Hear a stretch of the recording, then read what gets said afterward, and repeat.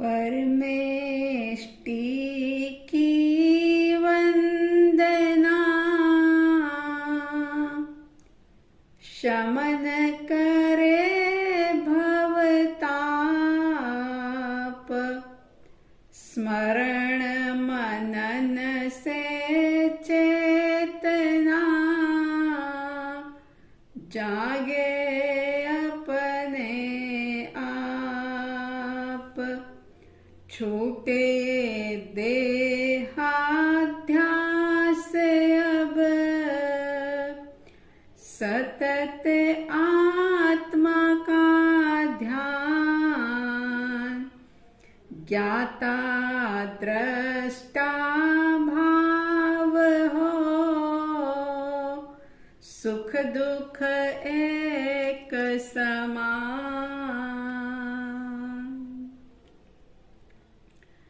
श्रद्धालु जिज्ञासु श्रोताओं, पर्वाधिराज पर्युषण पर्व का आज प्रथम दिवस प्रारंभ हुआ और इस पवित्र दिनों में आत्मा की विशुद्धि के लिए, कर्मों की निर्जरा के लिए उन महापुरुषों की जीवन गाथा अंतगढ़ सूत्र के माध्यम से सुनी जाती है, पढ़ी जाती है कि जिन्होंने उसी जन्म में आत्मबोध पाया और उस आत्मबोध को, आत्मज्ञान को पाकर के उसमें श्रद्धा स्थापित की और उसी के अंदर रम गए, यानी चारित्र की आराधना करके वे सिद्ध बुद्ध और मुक्त हो गए। तो आइए आप और हम अपने आत्म स्वरूप को समझने के लिए इस अंतगढ़ सूत्र में वर्णित उन महान आत्माओं की बात करेंगे जिन्होंने जीवन का सदुपयोग किया, ज्ञान की आराधना की, दर्शन की आराधना की और चारित्र की आराधना करके वे सिद्ध बुद्ध और मुक्त हो गए। शास्त्रकार कहते हैं कि अंतगढ़ सूत्र के प्रारंभ में जैसा कि कहा गया, तेणम कालेणम तेणम समयेणम चंपाणामम नैरी होता, ये अंतगढ़ सूत्र का सबसे पहला वाक्य है। उस जमाने में भारत देश में बहुत सारी नगरियां थी। उन्हीं नगरी में एक चंपा नाम की भी नगरी थी जो सभी प्रकार से समृद्ध थी, वैभवशाली थी। और उस चंपा नगरी में जहां कोणिक राजा राज्य कर रहे थे, अंग देश के सम्राट थे कोणिक। कोणिक का दूसरा नाम अजात शत्रु भी आता है। ऐसा कहा जाता है कि कोणिक भगवान महावीर के परम भक्त, परम उपासक थे। तो कोणिक जो थे, जैसे ही उनको अवसर मिलता वे परमात्मा का धर्म उपदेश सुनते। एक बार ग्रामानुग्राम विचरण करते हुए पंचम गणधर सुधर्मा स्वामी अपने 500 शिष्यों के साथ चंपा नगरी में पधारते हैं। चंपा नगरी के पूर्णभद्र चैत्य में जो उपवन था उसमें वो विराजित होते हैं और पूरी चंपा नगरी में हवा के साथ ये बात फैल जाती है कि सुधर्मा स्वामी जी पधारे हैं। हजारों लोग उनके दर्शन करने के लिए, उनकी मधुर वाणी सुनने के लिए आते हैं। आर्य जम्बू स्वामी जो सुधर्मा स्वामी जी के शिष्य थे, वे सुधर्मा स्वामी जी के चरणों में उपस्थित होते हैं और निवेदन करते हैं कि हे भगवान, परमात्मा प्रभु महावीर के 12 अंग में जो उनकी वाणी है, उसमें से 7वें अंग यानी कि उपासक दशांग का उपदेश मैंने आपसे श्रवण किया, उसके भावों को मैंने ग्रहण किया। अब मैं आपसे 8वें अंग अंतकृत दशा सूत्र के बारे में जानना चाहता हूं कि परमात्मा महावीर ने उस 8वें अंग में किस प्रकार की देशना दी है। सुधर्मा स्वामी जी कहते हैं कि हे जम्बू, परमात्मा महावीर ने अंतकृत दशा सूत्र में 8 वर्ग प्रतिपादित किए हैं। प्रत्येक वर्ग के अलग अलग अध्ययन हैं और इन 8 अंगों में बहुत सारे अध्ययन भी हैं। प्रत्येक अध्ययन में एक एक महान साधक आत्मा के जीवन का बहुत ही सुंदर वर्णन किया गया है। उन्होंने कैसे साधना की, इस प्रकार से इस शास्त्र के अंदर बताया है। अब अंतगण सूत्र का प्रथम वर्ग जो है, जिसके 10 अध्ययन कहे गए हैं, इनके नाम हैं गौतम, समुद्र, सागर, गंभीर, स्तमित, अचल, कांपिल्य, अक्षोभ, प्रसेन और विष्णु। अंतगण सूत्र के अंदर नेमिनाथ भगवान के समय के और महावीर स्वामी जी के समय के साधकों का जीवन वर्णन उपलब्ध होता है। ये कहानी उस समय की है, उस युग की है जब भगवान नेमिनाथ इस धरा पर विचरण कर रहे थे और सारे लोगों को आत्म कल्याण की दिव्य देशना दे रहे थे। वासुदेव श्री कृष्ण द्वारिका नगरी के अंदर राज्य कर रहे थे और द्वारिका नगरी, जो कि बहुत ही सुंदर और समृद्ध थी, 12 योजन लंबी और 9 योजन चौड़ी ऐसी द्वारिका, जिसकी रचना स्वयं कुबेर ने की थी। सोने के उसके परकोटे थे और 5 रंग के रत्नों से उसके कंगूरे बने हुए थे। द्वारिका नगरी के उत्तर पूर्व दिशा में रेवत पर्वत था। उस रेवत पर्वत पर नंदनवन था, जिसमें एक यक्षायतन था जो बहुत ही सुंदर उपवन से घिरा हुआ था और उसमें उसके बीचों बीच एक अशोक वृक्ष था। विहार करते हुए अरिष्टनेमी परमात्मा द्वारिका नगरी में पधारते हैं और रेवत पर्वत के नंदनवन में अशोक वृक्ष के नीचे परमात्मा का समोसरण लगता है। हजारों लोग प्रभु की देशना सुनने के लिए आते हैं और परमात्मा के पधारने से सभी लोगों को आत्म कल्याण की, आत्मबोध की, स्वरूप को समझने की एक प्रेरणा मिलती है। शास्त्रकार कहते हैं कि उसी द्वारिका नगरी में अंधक राजा रहते थे और उनकी धारिणी नाम की रानी थी। धारिणी रानी ने रात्रि में एक शुभ स्वप्न देखा और गर्भ धारण किया। समय पूर्ण होने पर उन्होंने एक सुंदर सुकोमल बालक को जन्म दिया, जिसका नाम गौतम कुमार रखा गया। बहुत अच्छे तरीके से उनका बाल्यकाल बीता। शिक्षा प्राप्त करने के समय में उन्होंने शिक्षा ग्रहण की और इस समय के साथ वे यौवन अवस्था को प्राप्त होते हैं। जब वे युवक हुए, यौवन अवस्था में आए, तब गौतम कुमार का विवाह किया गया और उनके रहने के लिए बहुत ही सुंदर सुंदर बंगले, कोठी, प्रासादों का निर्माण किया गया, जिसमें रह करके गौतम कुमार अपना जीवन बहुत ही सुख के साथ व्यतीत कर रहे थे। भोग विलास की रंगीन दुनिया के अंदर वे इतने ज्यादा तल्लीन हो गए थे कि उन्हें ये भी पता नहीं चलता कि कब सूर्योदय होता है और कब सूर्यास्त होता है।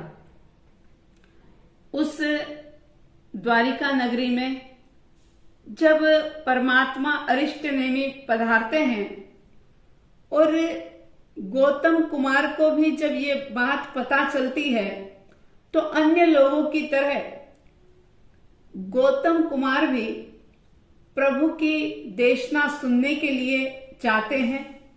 मन के अंदर एक भाव पैदा होता है कि मैं भी परमात्मा के दर्शन करने के लिए जाऊं।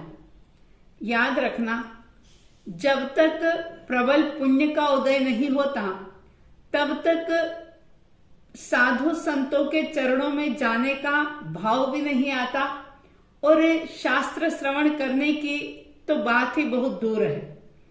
गौतम कुमार परमात्मा के चरणों में पहुंचते हैं और परमात्मा की वाणी को जब उन्होंने सुना, क्योंकि भगवान की तो एक ही देशना होती है कि अपने आप को जानो, तुम जड़ नहीं, तुम देह नहीं, तुम एक शुद्ध आत्मा हो, अपने स्वरूप का बोध प्राप्त करो।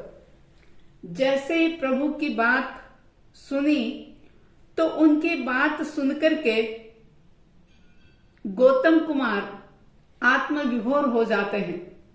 अध्यात्म की भावना उनके मन में जागृत हो जाती है और वे विचार करते हैं कि जिस संसार को मैं आज तक सुख रूप समझ रहा था, जिन भोग विलासों में मैं आनंद मान रहा था, वो तो एक बंधन है, वो तो दुखमय है।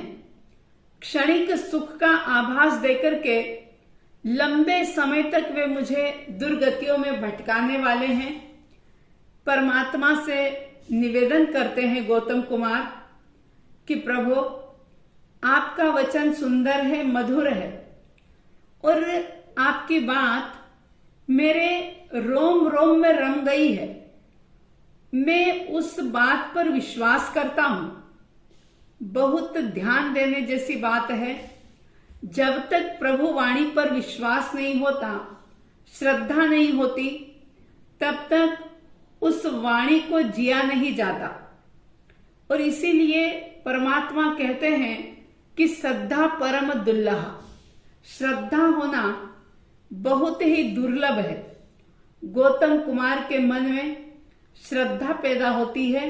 वो कहते हैं कि मैं आपकी वाणी पर श्रद्धा करता हूं।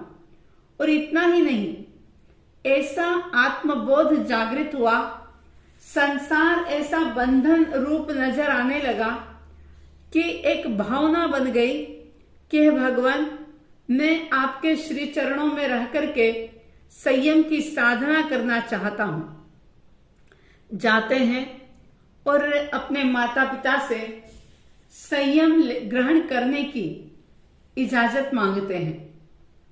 गौतम कुमार, जो कि पूरी तरह से भोगों के अंदर डूबे हुए थे, वे त्याग से, साधना से प्रभावित होते हैं और वही प्रभाव के कारण से संयम ग्रहण करने की उनकी भावना होती है, क्योंकि सच्चाई समझ में आ गई थी। एक बार विवेक अगर जागृत हो जाता है तो फिर व्यक्ति भोगों के दलदल में रह नहीं सकता।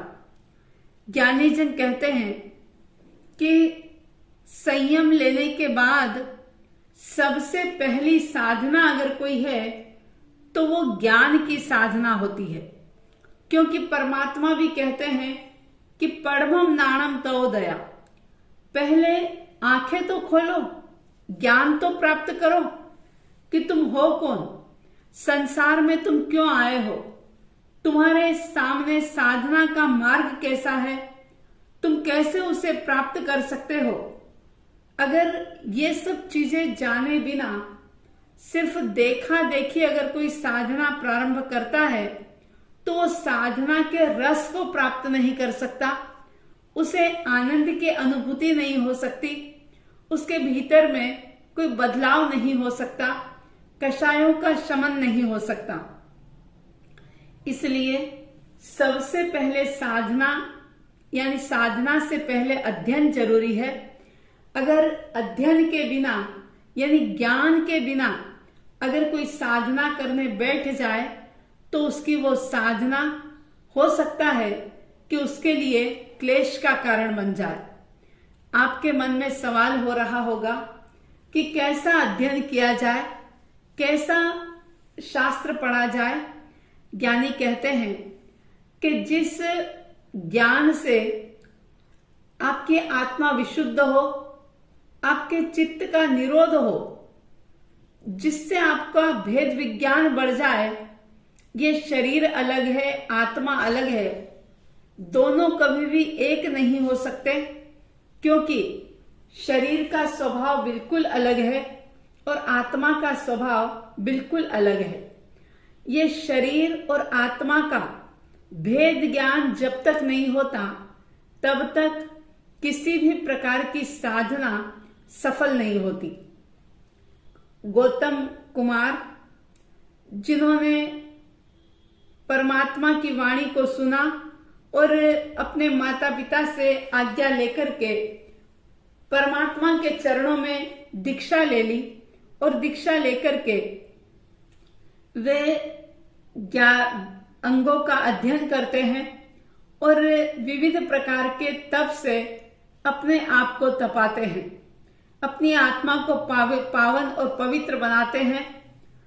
बहुत दूर दूर तक वे विहार भी करते हैं और इतनी ज्यादा साधना के अंदर उन्होंने अपने आप को लगा दिया कि वो ये भूल ही गए कि मैं एक राजकुमार था। बहुत कठिन साधना उनके जीवन के अंत तक चलती रही और कहा है 80 धारा, ये संयम का मार्ग जो है वो 80 धारा के समान है। लेकिन जिसको भेद ज्ञान हो जाता है, चाहे जीवन में फिर कैसे भी कष्ट आ जाए, उपसर्ग आ जाए, परीक्षा आ जाए, लेकिन फिर भी उनका आनंद अखंडित होता है।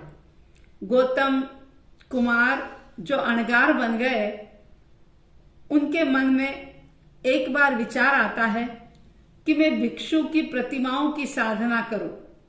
बहुत कठोर साधना होती है, ये विशेष प्रकार का एक तप किया जाता है। इसमें अरिष्ट देवी परमात्मा से इजाजत लेते हैं कि भगवान, यदि आपकी आज्ञा हो तो मैं भिक्षु की प्रतिमाओं की साधना करना चाहता हूं। और भगवान की आज्ञा से भिक्षु की 12 प्रतिमाओं की साधना की और साधना करने के बाद वे विविध प्रकार के तप करने लगे। अनेक प्रकार के तप उन्होंने किए।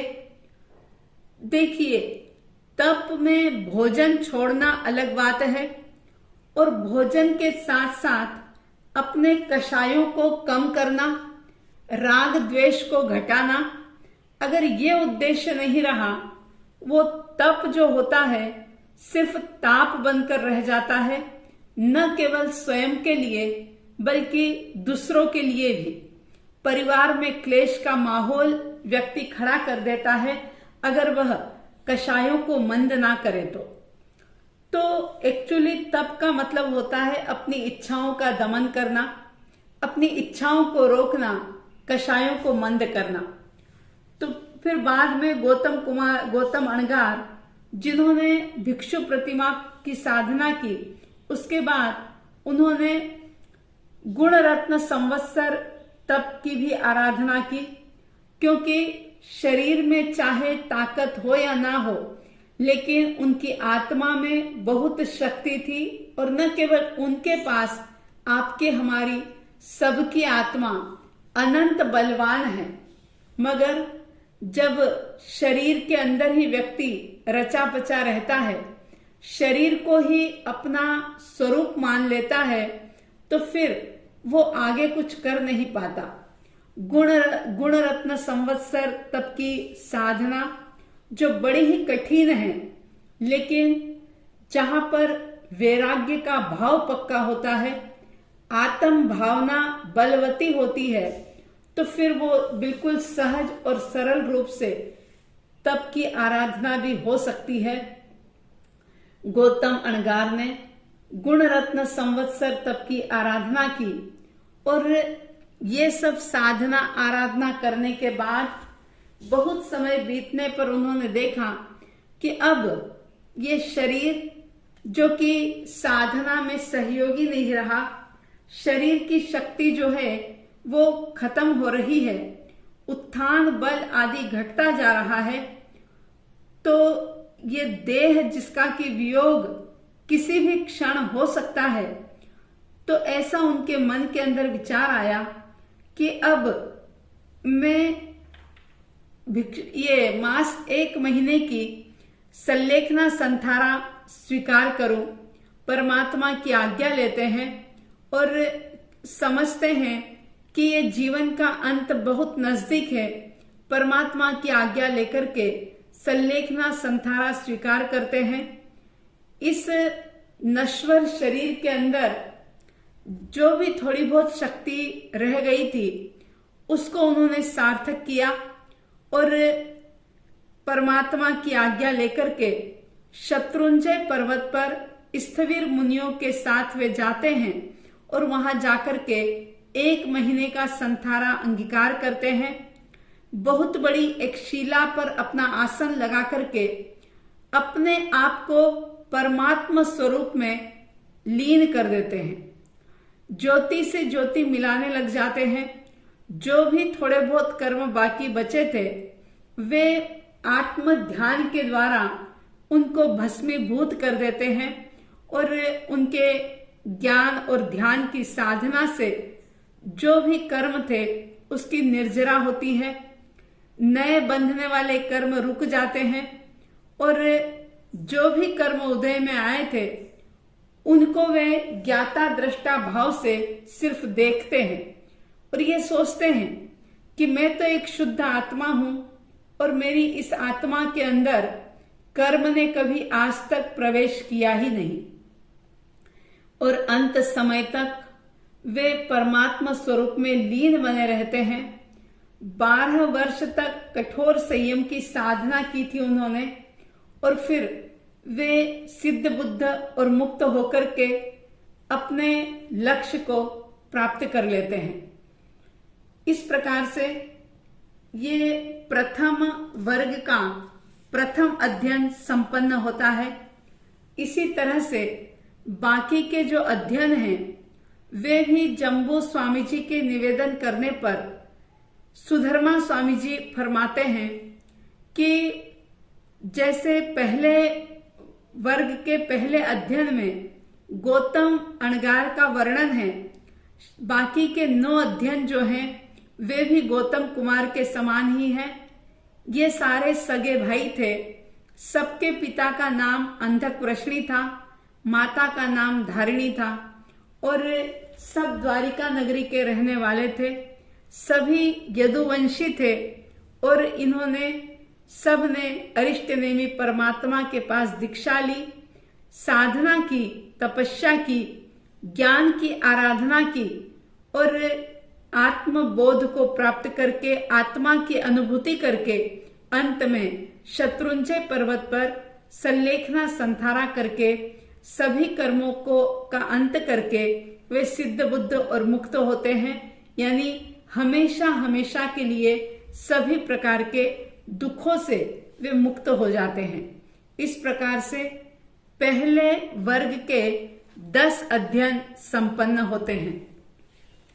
गौतम कुमार का और बाकी के 9 अध्ययन का वर्णन सुनकर के अपने संकल्प बल को मजबूत बनाइए और छोटी मोटी जो भी विघ्न बाधाएं जीवन में आ रही है उनको नजरअंदाज करते हुए आत्मलीन बनिए।